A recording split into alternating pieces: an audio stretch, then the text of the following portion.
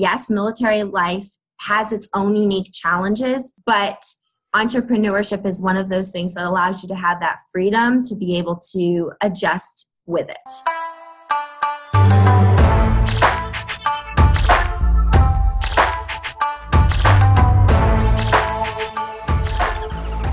All right, everybody, welcome to the Fail Fast podcast, directly from Fort Knox. We have a special guest today with us. She's a military social media mentor. We have Jenny Hale. Jenny, how are you? Good, how are you? Very good. It's so exciting to have you here today. I'm excited to be here. Thank you so much. Well, thank you.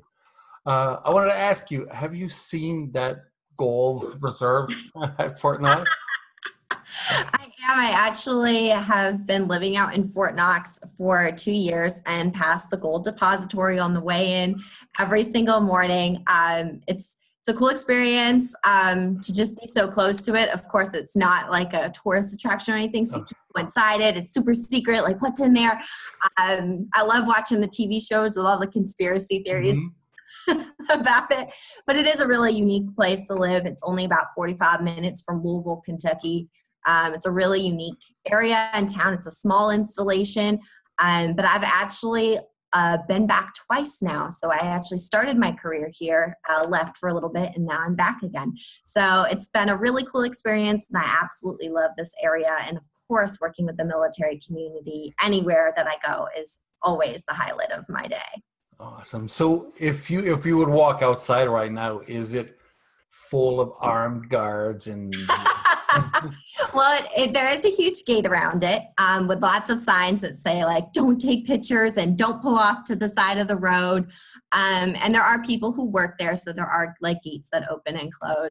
I haven't seen anybody on, the roof with guns or anything like that. But it's definitely something I drive past every morning, and I'm right there, and I'm like, hey. So cool. So, Jenny, what does it mean to be a military social media mentor? Yeah, so I started my career working with the military community, and that's just kind of where I stayed. It's really become a passion of mine. I love this community more than life itself. And over time, I just realized I wanted to be able to help more. And that's really what led me to my business and becoming actively involved in the military community business side of the house. So my career actually started in the nonprofit sector, doing marketing and social media campaigns for the nonprofit military community. And then it moved into kind of corporate business, corporate business sales of military products. And then that moved to working directly for the military as a photojournalist. And during that experience, I lived in the barracks. I rappelled down towers. I was on land navigation training. I was photographing inside the gas chamber. Not a pleasant experience, by the way. That was not so fun. It burns. Oh, yeah. But I was really actively involved in seeing it firsthand, seeing what the training was like, all as a photojournalist. And that's actually what brought me to Fort Knox the first time. And then I left, and then I came back and started working as a marketing director for a program. So it's just been a really great career. And I knew that the more I got involved with the military community after several years of this, that I actually marketed better to the military community than I did the civilian one. So while I am a civilian and I'm not a military spouse and I'm not a veteran, this kind of became something that I was so passionate about. And I really felt like, since my campaigns were really starting to take off, that I could share that knowledge with military spouse and veteran entrepreneurs and the military focused businesses that are targeting those audiences. I started my first business when I was a teenager. And that's actually what allowed me to go to college and graduate in a financially secure state. Having a business at a very young age taught me a lot of skills. And I do believe that is part of the reason why I am where I am today. I love entrepreneurship. I was a photographer back in the day. Obviously, I was a photojournalist, so I started out as a photography business. And I started consulting pretty much right after that business took off. And I've been consulting ever since, but it's only been in the last, couple of years that I've said, okay, like I used to consult for everyone, and now I really am honing in on my passion and what my career is aligning with, and that is the military community. Very good. So why not join? Is that that's part of your failure here that you're mentioning today? Yes. So after college and after being a photojournalist and living in the barracks and experiencing that training, I had attempted to enlist more than once. And it didn't work out. I actually have some medical issues from my childhood that prevent me from being physically able to do what I would need to do to be in service, which was pretty much a really personal, it just had a lot of an effect on me, not being able to do what I wanted to do. I knew that I wanted to be a part of this community from the beginning. The second I started working in that sector, I was like, this is it. I have a purpose in my life. Like, this is what it's going to be. And I am going to be a part of it. And that didn't work out the way I had planned. So at one point I was considering like, okay, I'll go back to school. I'll get another master's degree, but this time I'll have it be a longer degree so I can go to ROTC, and then that'll be how I can, serve. And then I wasn't qualified. So, I decided to kind of pivot that, because a lot of people I think would look at that and say, oh, there's your roadblock. Like, it's never going to happen. You're done. And you're just going to walk away. And I couldn't walk away. I knew I had to do something else, but I just had this pull toward the military community. I was just like, I don't want to be a full civilian and never be a part of the greater purpose that I felt. And that's when I decided that I wouldn't give up, and I would continue to work with the military community, just not serve in that way. And that's what led me to the path that I am in today. That's why my entire career is about the military and working with the military. And I wanted to make sure that it was more of a 24-hour job. And that's what turned it into a business as well, so that I could literally be fully immersed working with veterans and military spouses, not only on a day-to-day basis in my full-time career, but also when I came home. So I guess you don't like giving up that easy. You enlisted several times. I tried. As the years have gone on, there's different things that can be wavered. And I tried at every one of those points, hoping that at some point it would be a waiverable thing, and it is not. So it's okay. I just kind of pivoted and was like, this is just a mountain I'm going to climb, but I'm going to climb it in a different way. And that's really what's dedicated my life to working with the military community. I can't imagine doing anything else at this point. I really can't. Amazing. You found your way into it no matter what. So that's awesome. It reminds me of the story of, or at least the story we see in the movies, how Captain America originally was rejected a few times because he didn't pass. But so that's amazing. So tell me more about the services that you provide. What exactly is it? Right. So my background is marketing and PR. So, and that's what I do for a career on an international level. And so what I offer to the military community entrepreneurs is specific social media support and help. And, I don't come in and take over your accounts and manage them for small businesses. I do that more for larger established companies. But for one-on-one, it's really important to me that a veteran starts a Facebook page and is not sitting there trying to post all day and struggling to figure out how the algorithm works. So what I have done over the past several years of my career is study the Facebook algorithm from the organic side of the house. And obviously it changes all the time, and it's going to change probably within the next month or so anyways. But that's what I've actually tracked. So most of my career has been about tracking the Facebook algorithm and those changes and keeping up to date, because I did work for nonprofits. I do work for military organizations, and they don't have the budget to spend on Facebook ads. So it became my job to figure out how can we use Facebook efficiently with or without the algorithm, and it became with the algorithm. So that's what I teach military spouse and veteran entrepreneurs, is how to work with that algorithm, especially on Facebook. But if you can figure out the Facebook algorithm, you can figure out the algorithm on pretty much any platform. Facebook is the toughest, and then all the other ones are a little bit looser with kind of what their requirements are. What I also teach are branching outside the box of like your typical social media account. So, a lot of entrepreneurs go to Facebook, Instagram, Twitter, Pinterest, and that's amazing. And I always encourage that if it's appropriate for your target audience. But a lot of people miss out on some of the other platforms that aren't as considered social media. So one of those is LinkedIn. I teach very heavily on how to use LinkedIn for lead generation by optimizing your account so that your leads come to you versus you trying to spend all day marketing on social media. I try to optimize it so that those leads land in your inbox. And some of the other things I do is really focus on the full marketing package. It's more than just social media. It's email marketing. It's making sure your website's optimized. It's understanding how to create content that actually sells without being salesy and selling.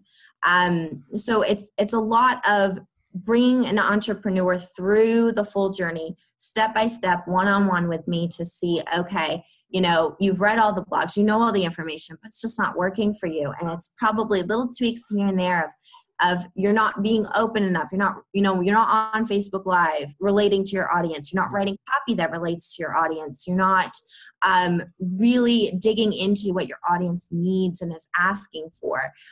Because you don't understand how to read insights, you're not seeing those data trends, and I can help you kind of figure out what that all means so it's not such gibberish.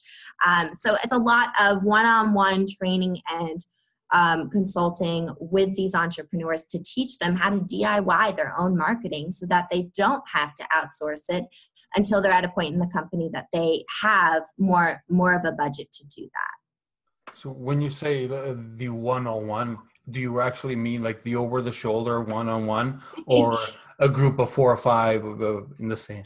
It's actually the one-on-one? It's actually one-on-one. For my current coaching packages, as they are right now, we sit one-on-one, video chat, phone calls, emails, Facebook Messenger, however you need to get a hold of me, and sit there and I walk you through each of those steps.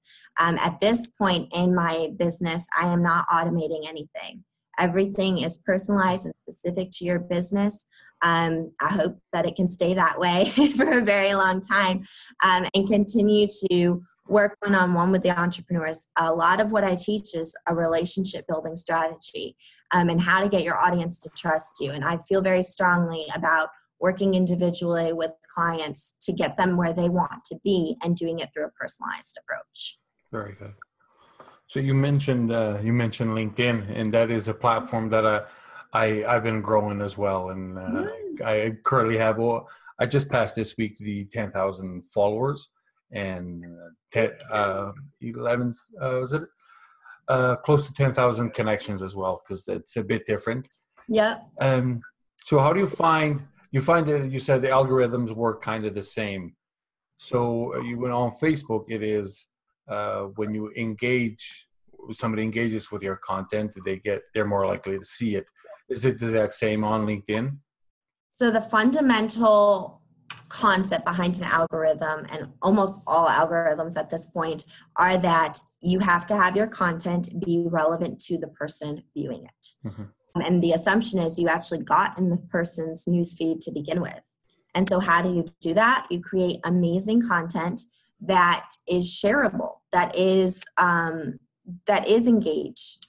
You really want those comments and those shares and those likes. On Facebook, the likes aren't worth as much as they are on LinkedIn. So the algorithm is slightly different, but the concept's the same. Someone has to physically touch your post through a click or a comment or a share so that it can move through the algorithm into more news feeds.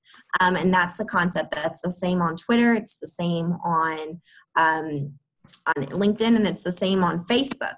So Facebook's just a little bit more stringent on the language that you can use, what types of post likes. Third-party scheduling apps are even a little bit different. LinkedIn is, if someone likes your status in the current state of the LinkedIn algorithm, it will start to show up in their, connections news feeds.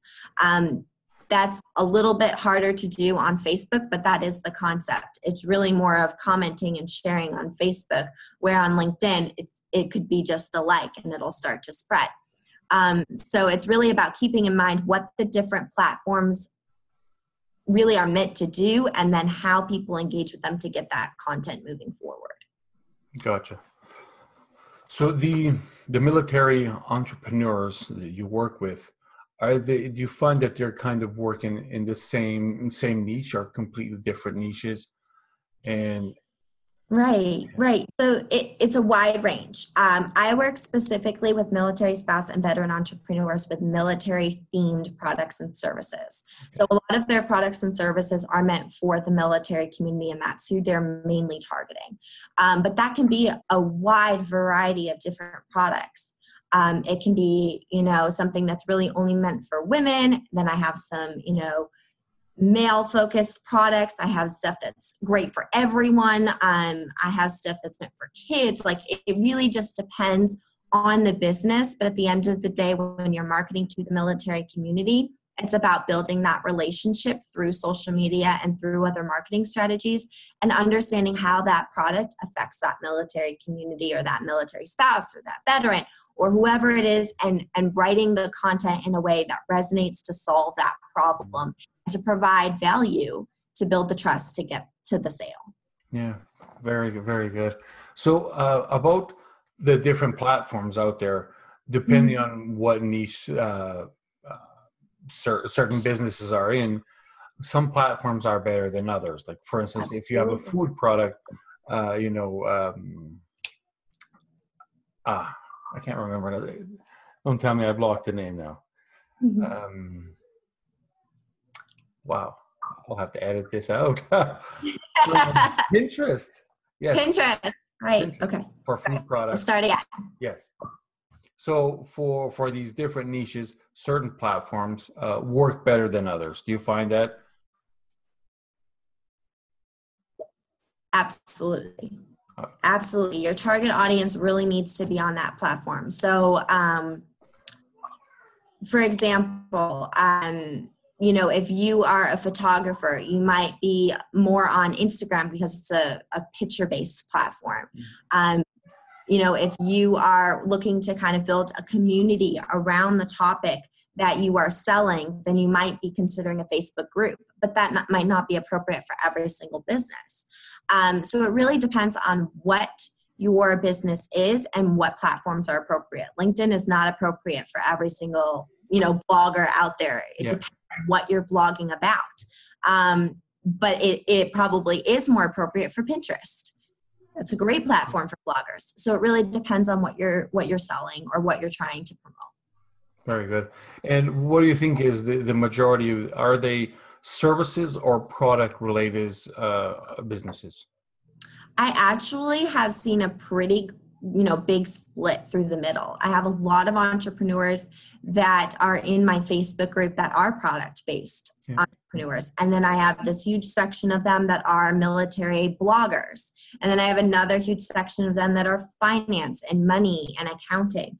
I have another huge section that's all service-based, whether it's marketing or graphic design or lawyers that work with the military community. So it's a wide range. The military community doesn't have a business that's just specific to military. Any sort of civilian type business can be, owned by the military community in general. So the same types of businesses you're seeing in the civilian sector are also in the military community.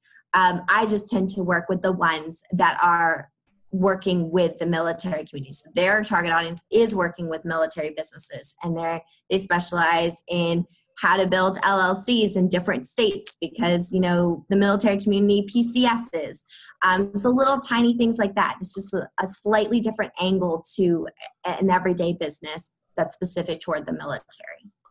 So I'm guessing, and since you do that one-on-one approach, more than likely, you're not just going to help with their social media, right? You're also going to be almost like a advice coach.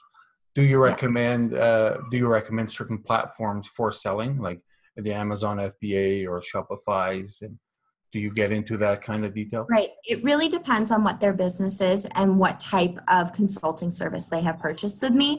I tend to have very specific packages towards specific elements of social media, or I go into packages that are more of the whole package of, hey, these are my various approaches. I really focus on three main prongs. I call it the trident. So the trident approach to military marketing is making sure your email copy is amazing and that you have an opt-in and an email list from the get-go, because algorithms always change. And Facebook's not going to put your post back in all of your news feeds tomorrow. So how are you going to overcome that? You're going to move into email and making sure that the followers you are attracting to social media are also being, pushed through a sales funnel through other platforms too. So you can diversify in case someday you can't put all your your eggs in one basket on social media, or a specific platform. The other thing is making sure your website has copy that is, attractive to an audience that's, selling the benefit versus selling the features. Providing that value and showing the solution. And then the other aspect of it is social media. So I talk a lot about social media, but it's only one of many avenues that I cover to give a full rounded approach to marketing your business. Very good. And then when you come to opt-in and the email marketing and all of that, is there any special services that you particularly like? Do you use ClickFunnels for these opt-ins or any other software? Right. It really depends on what the entrepreneur already has set up, and what they're currently using. We're not trying to reinvent the wheel. We're just trying to modify and tweak what they already have to make sure that it performs the way that they're hoping it does. And if they're not getting the results that they want, we definitely want to make sure we're going in and looking at the copy that they have, looking at their segmentation, making sure the opt-in is the right fit for their business, that they're really showing, hey, this is just a sample of what you get when you work with me full time.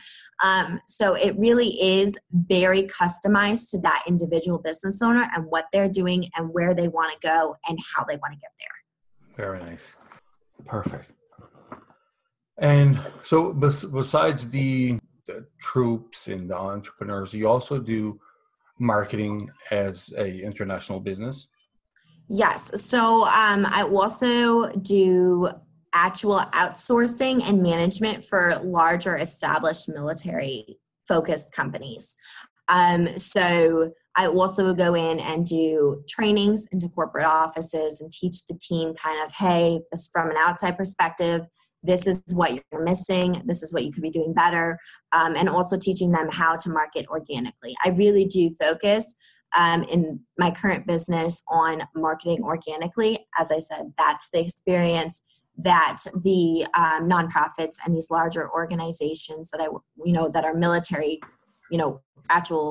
military based are low on budgets for marketing, especially for advertising and things like that. So I try to come in and offer the perspective of, hey, when you're at the point where you can have Facebook ads, that's great. Here's some of the things you should be doing anyways, because you shouldn't only be running Facebook ads to get people's attention. You still have to make sure that when they go to the Facebook page, there's content on there, that there's a relationship built on there, that there's people commenting and engaging and really showing that social proof that what you're doing is valuable to the audience. And that's the aspect I think some businesses miss. They're focused on, okay, well, I've got my Facebook ads going and I'm trying to manage, Facebook, but I'm also trying to manage Twitter and all these other platforms. And it's very overwhelming for them. I can either come in and outsource that and write that content so that there's, a real person on the other end that is writing content that's relatable to that audience in conjunction with what they're already doing, or I teach them how to do it themselves. Very, very good. So do you actually recommend certain platforms, like jump out of that? It's not bringing you anything. You're not getting any fruits from certain platforms. So yes. So one of the things when I go in to work with companies is I really do need to see the back end data and see what they've pulled in the last few months, what's successful, what's not successful. For companies, I run major data reports every month to see the trends. And after a few months, I can see what's kind of happening. You can see exactly when an algorithm change hit, because the data will go up or down. You can see how they've combated it or if they haven't been able to combat it, and what types of posts they are posting at a certain time of day, or if it's a link or a video, or what's more successful. And the idea is to figure out what those trends are, and it's always different. There's a general trend for the algorithm, but it's interesting how every single company, their audience reacts to each one differently. So it really depends on how they're delivering that message specifically to that target audience.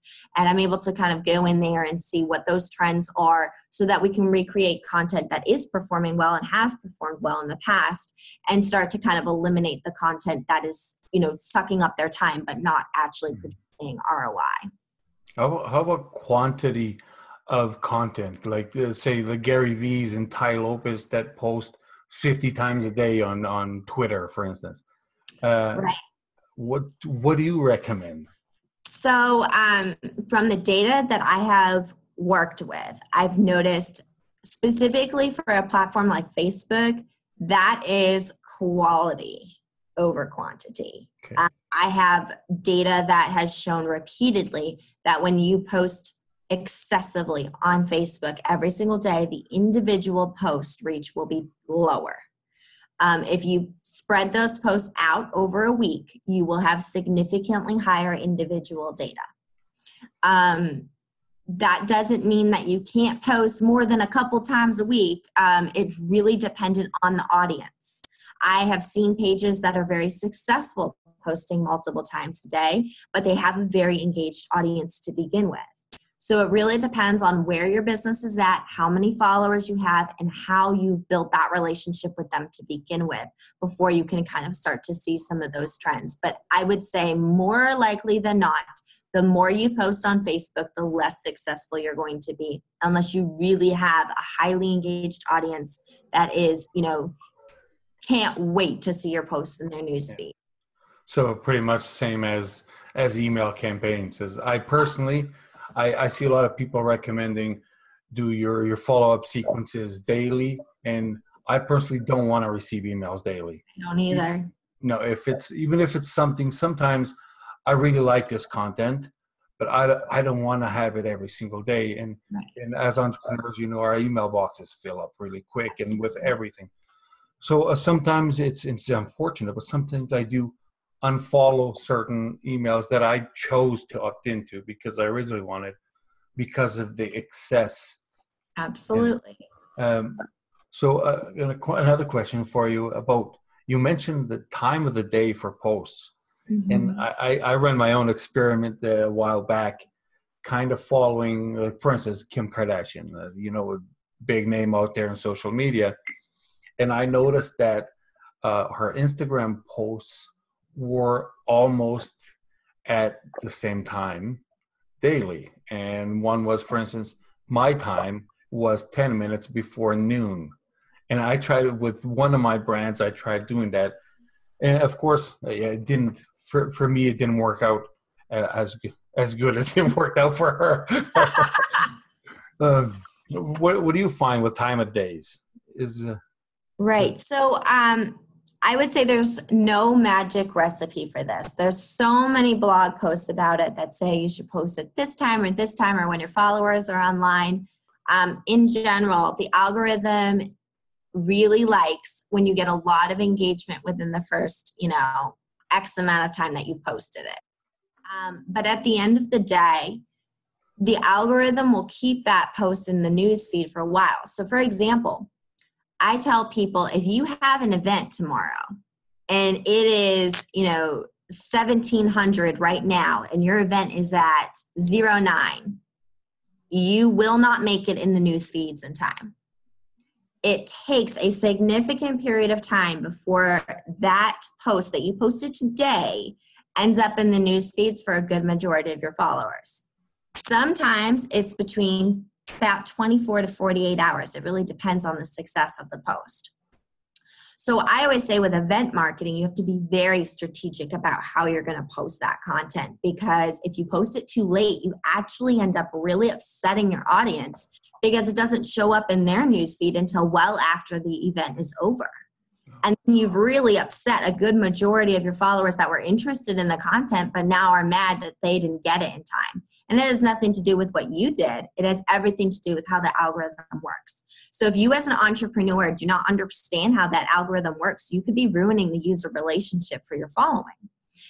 So that's why it's so important to understand how social media works and what the data behind it says, so that you don't make simple mistakes like that. Because not only could you have had more attendees at your event, whether it's a Facebook Live or an in-person or a webinar or whatever it may be, but you also now have a bunch of people that are like, well, was there a replay? Or I missed it. And if you had really understood how the algorithm works, you would have been able to post that well prior to the event, where that 24 to 48 hour newsfeed period would have occurred before the day of the event, and you would have been able to inform as many people as possible.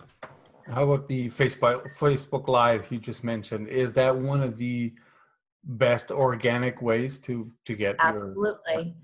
Especially if you've put in the hard work first to advertise it in advance. So if you have notified your email list, if you have a Facebook group that you've been posting about it on, if you have the business page posting about it, if you have other platforms driving traffic to your Facebook Live event, if you have a physical event created and then you've invited your group members to it, all of those things help, because Facebook wants people to tune into Facebook Lives, because when you go Facebook Live, it notifies your audience that they are live.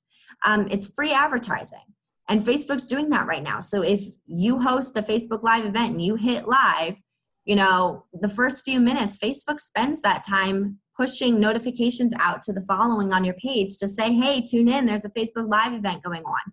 Now imagine if you have an email funnel that's doing the same thing, plus social media posts from other platforms driving traffic to it, and you have an event page that's created. The event page does the same thing. About an hour before the event starts, it sends a notification to all the people that were invited. I mean, Facebook does the work for you.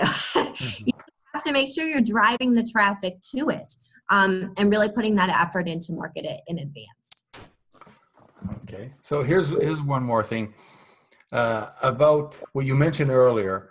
When you post something, the very first hours of posting something are very important for the algorithm. Have you ever tried, for instance, because I create private label brands, I have several pages and groups, and sometimes when I post something, I post it on one page, and on 12 of my other pages go and share that within the first half an hour. Do you think that that influences my 12 of my own pages sharing, commenting on my own content? It's possible. I've seen a lot of people recommend, hey, if you're not getting any engagement, try to get some people to, like or comment on it, even if they're people I will say this. From a page-to-page perspective, if you have low follower counts on the other pages, it's not going to help that much. So I'm making this up, but say your business page has 500 followers, but then you have it shared to another page that has 100. The algorithm doesn't like share from business pages. Kind of counterintuitive, because obviously you would think that Facebook wants its users to continue to share stuff between each other, but that's actually not what my data is showing. So the only way you can kind of get around that is if the original post is kind of viral already, and then you share it to smaller pages, and then it performs well on those pages. But in general, if the page is not performing that well to begin with, and that post isn't performing well, sharing it to the accounts won't help those other business pages. So that's kind of one angle to it. The other thing is, yes, that will help your page get, those shares will help your page. But it also depends on whether or not the followers from those 12 pages are engaging with it. So, because otherwise you're just sharing it to more empty audiences, and that's not going to help. So if you have 12 pages with 12 different, industries and topics and followers that all are expecting different things, in the long run, it doesn't actually help those pages numbers or yours, because those audiences aren't interested in that content to begin with. The goal of Facebook at the end of the day is that the content that you're posting and that's being shared is relevant to those audiences. So it really just depends on the business page and how it's being done. If you're posting on a marketing page and you have 12 other marketing pages that are heavily engaged anyways, yes, it's going to do very well. But if you have a marketing post and you're sharing it to, an automotive page and an accounting page, then it's probably not, because those audiences are going to be like, what the heck? Yes.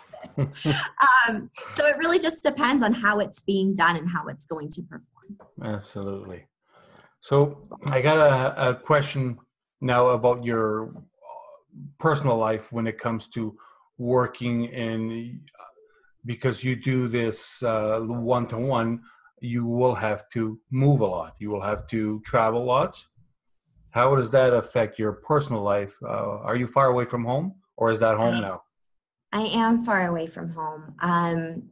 Working with the military community as a civilian has been a very eye-opening experience, and I wouldn't have it any other way. But it does require living in remote locations most of the time, away from major cities and away from home. I am 13 hours away from home, and I see my family as much as I can, but there's definitely holidays where I'm by myself, and that's different. You do a lot for your career, and you do a lot for your passions, but it definitely does take away from the other relationships you have in your life. I could say any entrepreneur has that struggle of that work-life balance and trying to figure it all out, especially in the startup stage. And I work with a lot of entrepreneurs who are still in that stage. And they're like, I can't handle anything else right now. Like, I've got a husband, I've got a wife, I've got kids, I've got a dog, and then I have this business, but I also have a full-time job. So I think I look at it as we're working together so you can streamline the stuff that works, because you're probably doing a lot of things every single day that aren't, returns on investment for you. And you just have to understand where the data is coming from so you can focus on the things that are important. Again, back to the same conversation of not every social media platform is going to be appropriate for your audience. But if you are trying to be everywhere at once, you're going to have a tough time with work-life balance. And specifically for the military spouse community I work with, they do PCS every few years. And that's actually one of the main reasons I wanted to stay working with the military community, and specifically working with veterans and military spouses, because military spouses do move every few years, and entrepreneurship gives them the opportunity to have a career that goes with them. Because I am living in the middle of a remote area, and so are the military spouses. And so I work on an installation, but what if they aren't able to find a job on the installation, or if it's a different environment? Like I said, my installation is very civilian heavy, but that's not the same everywhere else. So I do really feel strongly in helping this community become successful entrepreneurs, because there might not be job options at their next PCS remote location. And entrepreneurship allows a career to kind of move with them. It's very similar for the veteran community. Maybe they have worked in the civilian industry for a while and they want to try something else. Maybe they want to, retire and travel the world. Well, awesome. Like, company that you own can move with you, especially if it's not a brick and mortar. But I also work with a lot of entrepreneurs who do have brick and mortars, and that's amazing too. So there's all different ways to own a business. And yes, military life has its own unique challenges, but entrepreneurship is one of those things that allows you to have that freedom to be able to adjust with it. Yeah, and it seems to be like what most of us are looking for, right? Mhm. The laptop lifestyle, so we can be in Mexico drinking pina coladas. Okay. So, Jenny, I always ask people about is there a special, are you a book reader? I Yeah. am. And is there any book that has uh, made a change, very big impact on your life? I read one actually probably a year ago, and it was not related to entrepreneurship, but I will say that it was foundational in my career. And it was actually called like guerrilla job search like tactics or something like that. I'll have to find you the exact wording for that one. But it was a whole book on how to write a resume and how to do job searching better than your competition and your peers. And I redid my resume after that, and it was really a unique experience because after I started submitting my resume, I got a great response back. I mean, it was a really great response. And I've used those tactics that I learned in that book for job searching actually as a business owner. It changed how I wrote my LinkedIn account, which now attracts leads while I sleep because my page is optimized to have that happen. It changed how I wrote my copy on my website. It changed how I wrote my email sales funnels. All over a book that taught you how to write a resume that made a company want to call you. But it was interesting for me because a lot of those same fundamental things that gets a company excited about hiring you is how you get a client excited about hiring you. So it's kind of similar. I just tweaked it for the entrepreneurship audience, and it definitely made an impact. My resume had like I would probably say like a 75% return rate for like a follow-up call after I changed it and tweaked it for major like six-figure salary figures. I mean, it was significantly changed with the results that I got. And I have seen that same pattern happen in my business as well with really high quality leads come in that were interested in working with me after adapting some of those same things to my business. Okay, I can't wait to find out when you know the exact name of it. Yeah, Let absolutely. me know. I'll put it on the show notes, and I personally want to read it myself. Yeah, it was really good. And I'm not looking for like a job. I'm really not. But I used what I learned toward my business, and that changed everything.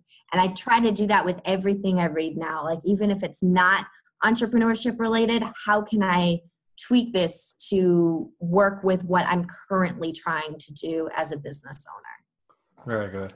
And now something that you said, there was not a dispute. It was just an argument actually on one of the Facebook groups about, for instance, the LinkedIn profile and in particular your bio.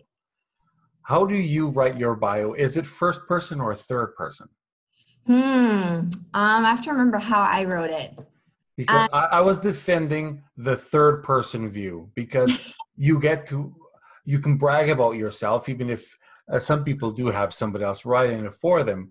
And I wrote mine and I did it in the third person because in your bio, you want to just like I told them is you're always selling. You're always selling, but you're not being salesy, right? So Right. and when you do it in a third person, you can actually do it with sounding less salesy, right? And you're selling yourself or right. So what is it that you do? Well, my career background has always felt that you write a resume in third person, and I view LinkedIn similarly. So I do try to write most of the stuff on my LinkedIn account in third person, or just to kind of avoid any sort of, one-on-one thing. Now, the only part of that I would say is slightly different is maybe you've tweaked pieces of your summary. But I would say your job description stuff should really read like a resume. And I know from talking with hiring managers, they're a little put off by that first person in a resume. But again, Everything about writing a resume and a LinkedIn profile is subjective. There's no right or wrong way to do anything. It's really about your personal preference and how you're bringing that information across. I think the most important thing is to show your success and have the social proof aspect of everything you do on your website, in your emails, on your social media, and on your LinkedIn profile and on your resume. So that really means facts, figures, numbers, percent. Like, I want to know what you can do for me. It's not about what you like, that you were able to file something in a cabinet correctly. Like, nobody cares. But were you able to improve efficiency by X percent? Were you able to sell X amount? That's what your audience really cares about. And I always try to make sure that I have a social proof strategy and a statistics or a numbers-based strategy. And however you get that future client or customer to trust you, because you've shown that you are consistent in making it happen, that's probably the most important part. I love that. The one where you add the percentages of increase. I like that. Mm-hmm. There's actually one more reason why I do it in the third person is for SEO purposes. Mm-hmm. Because instead of saying I and me, I can say Quin Amorim. And then when you do search for Quin Amorim, as of right now, I know all 3 first pages of Google is just me. Right, mm-hmm. All 30 of the top 30 results, 27 are actually of mine, and it is mostly our bios. And because it is, instead of saying I, it says Quin Amorim something, right? Right. So I find that I don't know if it's more easy to be indexed by Google, or it's just because I and me is, of course, a more default word than my name itself, right? Right. So I absolutely think that SEO is so important for LinkedIn and for Facebook business pages. When people have a LinkedIn account and they choose not to optimize it, not to fill out that experience, not to make sure that they've got those statistics and facts in it. When someone Googles your name, what is one of the first things that pops up? Your LinkedIn page and your Facebook page. So if you're like, oh, well, I don't really use LinkedIn. I created an account because someone said you had to have LinkedIn. Well, how do you think that affects your brand when it's showing up on the first page of Google and you haven't put any effort into it? It definitely wouldn't look good for me, who's looking for someone to help me out with social media. Think about it that way, maybe your business is different, but your LinkedIn account really needs to be on fire if you have one. If you're not going to use it, I wouldn't have it if you're a business owner, because it's only going to hurt your brand if it's not filled out correctly. It's the same thing with Facebook business pages. A lot of people are like, oh, well, the algorithms are so tough now, I'm going to shut down my Facebook page. Okay, but do Facebook groups show up on the first page of Google? Facebook pages do. So how do you want people to find you? And if they are finding you, what are they seeing on there that makes them want to go find out more or want to reach out and talk to you or purchase from you? So having these social media accounts, it's important to understand the algorithm and keep them active, even if you don't feel like it's, the most algorithm defying, like this is great for my business. It's still important for SEO purposes versus leaving it up there and not publishing on it at all, which also can turn away future clients. So either choose to have them and maintain them correctly, or don't have them, because clients will find them and they will use that as a perception of whether or not they should work with you. Yep, very good. And I'll also leave a quick tip here for everybody that is listening, that there's one more page that you can create a bio on that will be one of the top searches that will show up. And unfortunately, you can't just create your own Wikipedia page, but you can create a Amazon author page. And when anybody searches for your name, if you are an author on Amazon is there's no page rank anymore, but Amazon was always a page rank 10. and when you search your name, if you're on Amazon, you're on top. You show up. Awesome. Yeah. Great tip. I'm going to share that one with my clients now too. Yeah. So before we go, there's going to be people that if they want to reach you and ask for your services, for your support, how can they find you? Absolutely. So my business is under my name. So it's jennyhale.com, JENNYHALE.com. I have a blog on my website called the Military Marketing Blog. So you can go check that out. I talk specifically about marketing strategies for the military community and how to market from different angles, not just social media, but for all aspects of the military life. I also have a private Facebook group specifically for our military spouse and veteran entrepreneurs with military products and services. You can find that at facebook.com/groups/military social media guru. And I have a business page as well under the Military Social Media Guru. And I'm on Pinterest and I'm on Twitter and on LinkedIn, obviously. So definitely come and hang out with the community. We're a really friendly bunch. We love to talk about marketing and social media, and we really help entrepreneurs feel confident. A lot of my group members have seen drastic results in the past 12 months or so that they've been in that group just by being active and getting involved in a lot of the trainings and the events that I run. I would highly encourage any veteran entrepreneur or military spouse entrepreneur to really get involved with their marketing and learn so that they can feel empowered to DIY it themselves. Oh, fantastic. Jenny, I really appreciate the time you spent with us, and it was golden. This was really great information. I loved every minute. I'm so glad. Thank you so much. No problem. So I will I'll let you go, and I wish you all the best. You as well. And we'll stay in touch, of course. And absolutely. Thank you so much.